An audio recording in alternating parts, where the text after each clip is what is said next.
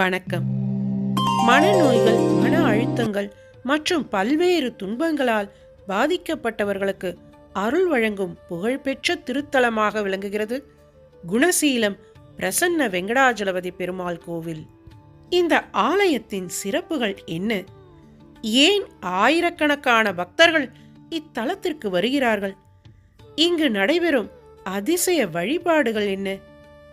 வாருங்கள், குணசீலம் பிரசன்ன வெங்கடாஜலபதி பெருமாளின் அருள்மிகு திருத்தலத்தை பற்றி இந்த வீடியோவில் பார்க்கலாம்.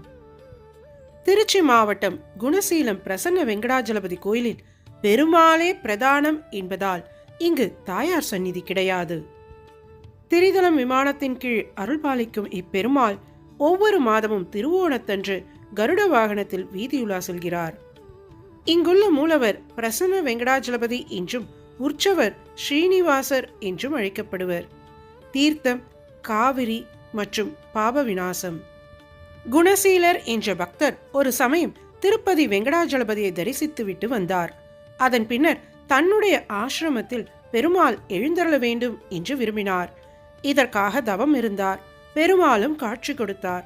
ஆனாலும் பக்தர்களின் வேண்டுதல்களை நிறைவேற்றும் வெங்கடாஜலபதி பெருமாள் தனக்கு திருவேங்கடமலையில் பணி இருப்பதாகவும் குபேரனிடம் தான் வாங்கிய திருமண கடனை அடைத்துக் கொண்டிருப்பதாகவும் கடன் தீரும் வரை அங்கிருந்து வர முடியாது என்றும் கூறுகிறார்.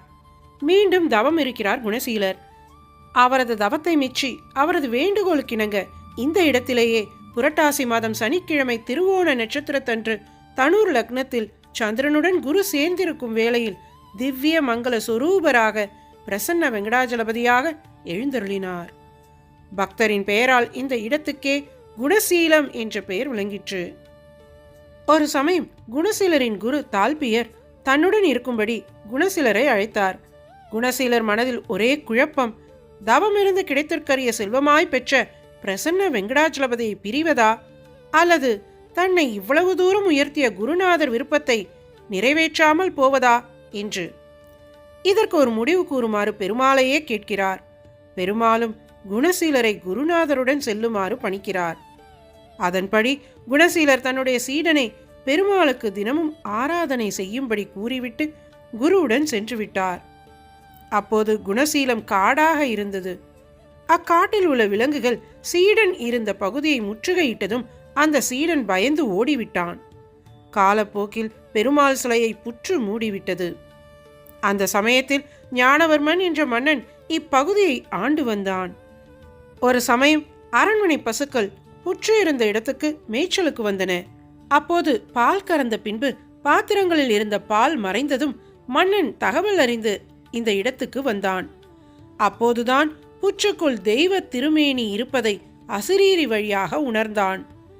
அதன்படி திருமேனியை வெளியில் எடுத்து கோயில் எழுப்பினான். அப்பெருமாளுக்கு பிரசன்ன வெங்கடாஜலபதி என்ற பெயர் வழங்கலாயிற்று. குணசீல பெருமாளை திருப்பதி பெருமாளின் தமையன் என்று கருதுவோரும் உண்டு. திருப்பதிக்கு செல்லும் முன் குணசீலத்து பெருமாளை தரிசிப்பது மரபாக நிலவுகிறது. குணசீலம் தென் திருப்பதி என வழங்கப்பெறுகிறது. இத்தலத்தில் பரிவார மூர்த்திகளும் கிடையாது. புரட்டாசி பிரம்மோற்சவத்தில் குணசீலர் என்ற பக்தருக்கு பெருமாள் காட்சி புரிந்த வைபவம் நடைபெறும். இத்தல பெருமாளை வணங்கி பரத்வாஜ முனிவரின் சீடன் சுருததேவன் தனது கண் நோய்க்கும் பகுவிராஜ மன்னன் தனது கால் முடக்கத்துக்கும் சிறந்த பலன் பெற்றுள்ளனர். பேசும் சக்தி இல்லாத கூர்ஜர தேசத்து இளவரசன் இத்தல பெருமாளை வணங்கி பேசும் சக்தி பெற்றதோடு மட்டுமல்லாமல் பெருமாள் மீது பாசுரமும் பாடியுள்ளான். பார்வை குறைபாடு உடையவர்கள், உடல் குறைபாடு உள்ளவர்கள், மன நிம்மதியை இழந்தவர்கள், மனநலம் பாதிக்கப்பட்டவர்கள், மனக்குழப்பம் உள்ளவர்கள் இத்தல பெருமாளை வணங்குவதால் அவற்றிலிருந்து விடுபடுவது உறுதி. மனநலம் பாதிக்கப்பட்டவர்களுக்காக இங்கு மறுவாழ்வு மையம் ஒன்று செயல்படுகிறது. காலை மாலையில் நடைபெறும் பூஜை சமயத்தில் இவர்களுக்கு தீர்த்தம் தந்து இரவில் பெருமாள் சந்நிதியில் அமரச் செய்து தீர்த்தத்தை இவர்கள் முகத்தில் தெளிப்பது வழக்கம். மனநோயால் பாதிக்கப்பட்டவர்கள் குணமடைந்ததும் பெருமாளுக்கு திருமஞ்சனம் செய்து நேர்த்திக்கடன் செலுத்துவது வழக்கம். இத்தலம் திருச்சி சேலம் நெடுஞ்சாலையில் 28 கிலோமீட்டர் தொலைவில் அமைந்துள்ளது. மீண்டும் ஒரு அருமையான திருத்தலத்தின் சிறப்புகளுடன் அடுத்த வீடியோவில் சந்திப்போம். ஸ்ரீ பிரசன்ன வெங்கடாச்சலபதி பெருமாளின் அருள் அனைவருக்கும் கிடைக்கட்டும். ஓம் நமோ நாராயணா.